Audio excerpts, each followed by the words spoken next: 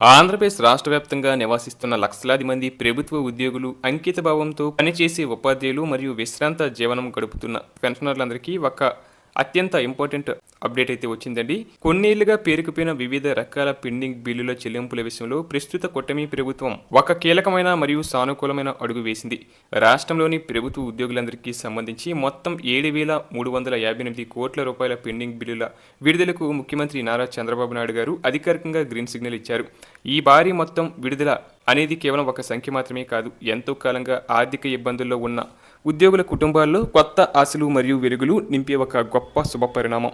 ముఖ్యమంత్రి నారా చంద్రబాబు నాయుడు గారు అమరావతిలో ఆర్థిక శాఖ ఉన్నతాధికారులతో ఒక లోతైన మరియు సమగ్రమైన సమీక్షా సమావేశాన్ని నిర్వహించారు. ఈ సమావేశం యొక్క ప్రధాన ఉద్దేశం ఏంటంటే, రాష్ట్ర ఖజానాలో ఉన్న నిధులు లభ్యతను బట్టి ఉద్యోగులకు అందాల్సిన బకాయిలను ఏ విధంగా త్వరగా చెల్లించవచ్చో చర్చించడం. ఇక గత ప్రభుత్వం నుంచి వారసత్వంగా వచ్చిన ఈ పెండింగ్ బకాయిల భారం ఉద్యోగులపై తీవ్రమైన ఒత్తిడిని పెంచిందని, దానిని వెంటనే తొలగించాల్సిన బాధ్యత ప్రస్తుత ప్రభుత్వంపై ఉందని ముఖ్యమంత్రి అధికారులకు స్పష్టం చేశారు. రాష్ట్ర ఖజానాలో ఏమాత్రం నిధులు వెసులుబాటు ఉన్నా ఏమాత్రం ఆలస్యం చేయకుండా వెంటనే పెండింగ్ బిల్లులు చెల్లించాలంటూ ఆయన అధికారులను ఖచ్చితమైన ఆదేశాలు జారీ చేశారు. ఈ సమీక్షా సమావేశంలో ముఖ్యమంత్రి గారు ఒక మానవీయ కోణాన్ని కూడా ప్రస్తావించారు. ముఖ్యంగా బిల్లుల చెల్లింపుల ప్రక్రియలో పెద్ద కంపెనీల కంటే తమ పెట్టుబడుల కోసం అప్పులు తెచ్చి పనులు పూర్తి చేసిన చిన్న కాంట్రాక్టర్లకు మొదటి ప్రాధాన్యత ఇవ్వాలని ఆయన సూచించారు. చిన్న కాంట్రాక్టర్లకు ఆర్థికంగా నిలదొక్కుంటేనే క్షేత్రస్థాయిలో పనులు వేగంగా సాగుతాయని ఆయన అభిప్రాయపడ్డారు.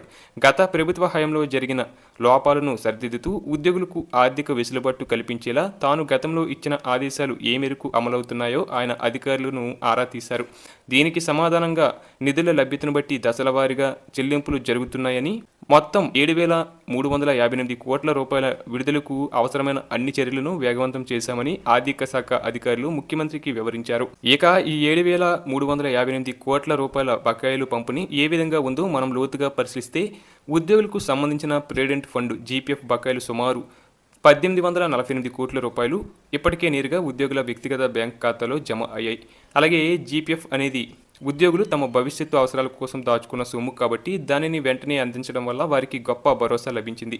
అలాగే గ్రూప్ లైఫ్ ఇన్సూరెన్స్ కింద 4,793 మంది ఉద్యోగులకు అందాల్సిన 76 కోట్ల రూపాయల చెల్లింపులు కూడా విజయవంతంగా పూర్తయ్యాయి. ఇక ప్రభుత్వ ఉద్యోగుల జీవిత బీమాకు సంబంధించిన ఈ సొమ్ము వారి కుటుంబాలకు ఎంతో అవసరమైనది. పదవీ విరమణ చేసిన పెన్షనర్ల విషయానికి వస్తే ప్రభుత్వం వారి పట్ల అత్యంత సానుకూలతను ప్రదర్శించింది. రిటైర్డ్ ఉద్యోగులకు రావాల్సిన గ్రాట్యుటీ బకాయిల కోసం ప్రభుత్వం ఏకంగా 3,411 కోట్ల రూపాయలను కేటాయించింది.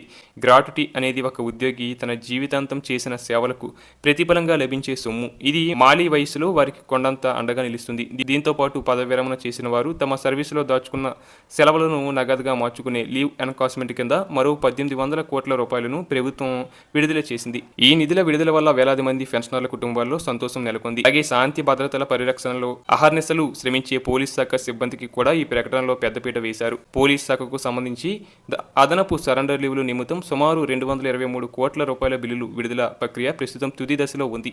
ఈ ప్రక్రియ మరో 2 రోజుల్లోనే పూర్తిగా ముగిసి ఆయా పోలీస్ అధికారులు మరియు సిబ్బంది ఖాతాలో నగదు జమ అవుతుందని ప్రభుత్వం స్పష్టం చేసింది. మొత్తం మీద చూసుకుంటే 7,358 కోట్ల రూపాయలు విడుదల అనేది రాష్ట్ర ఆర్థిక వ్యవస్థలో ఒక కొత్త ఉత్తేజాన్ని నింపుతుందని ఉద్యోగులు మరియు పెన్షనర్లు దీర్ఘకాలిక సమస్యలకు ఇది ఒక పరిష్కారమని మనం అర్థం చేసుకోవచ్చు.